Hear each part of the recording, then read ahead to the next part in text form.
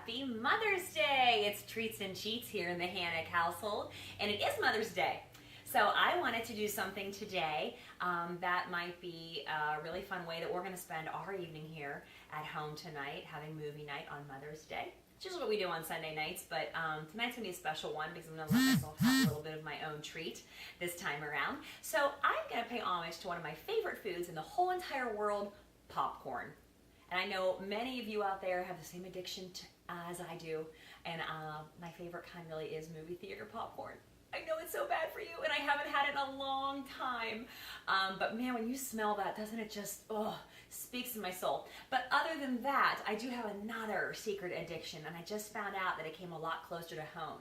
I love Pittsburgh popcorn. It's one of my favorite things in the entire world, and I just found out that Pittsburgh popcorn just opened a store at South Hills Village. So I'm gonna have to really steer clear of the food court from now on. That is definitely a trigger food for me. And I wondered if you know what some of your trigger foods are. I wanted to do a little show tonight on popcorn because I do love it, and I find when I start eating it, I have a hard time stopping it. So tonight I wanted to do a clean caramel corn recipe that I found in Oxygen magazine. And I just made it. It looks awesome, it tastes amazing, and it's full of great healthy fats. So let's talk about how to make it. So easy.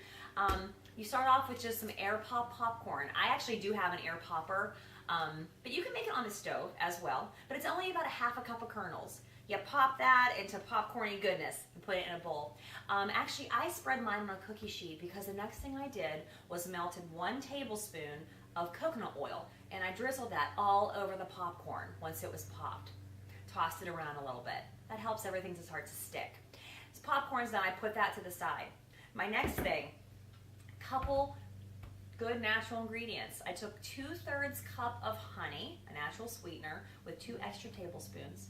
And with that, in a small saucepan, I melted 2 tablespoons of my favorite almond butter from Woolies in the Strip District, and then 2 tablespoons of the natural peanut butter. Now, there are a lot of natural peanut butters out there. One of my favorites is actually Naturally More. It has flaxseed in it. I just used the rest of it, so I threw it in the recycling bin.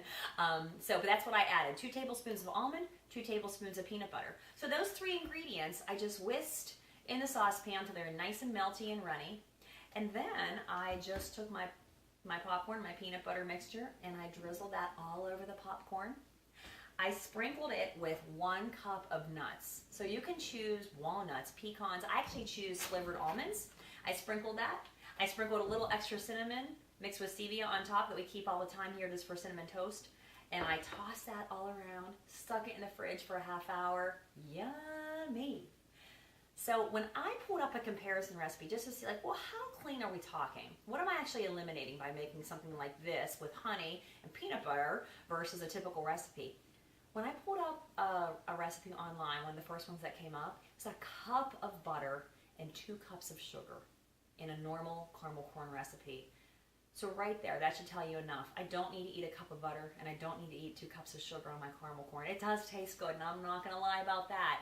But when I know that I've just made a caramel corn that's sweet and crunchy and has some nuts in there with coconut oil, natural nut butters, and a natural sweetener, and just a variety of mixed nuts, just how much better and healthy that can be for me. Even though it's a little bit of a treat, because it's not low in calories. I'm thinking about 1 cup of this is about 230 calories. That's not a lot. But when you consider the benefits of the healthy fats versus all the sugars and maybe the not so good fats, it's a pretty good alternative. Now here's an idea for you. If you're only going to have a movie night with your family at home, that's one thing. But you can also make this as like a little treat. If you're having friends or guests over and need a cute little gift to give to a little dinner party, or just friends, just to tell them that you love them, this would make a great little cellophane bag wrapped up with a bow as a little present. Oh, someone's at the door, so I gotta go get it. And that's how you achieve the Hannick dynamic. I'll see you next week.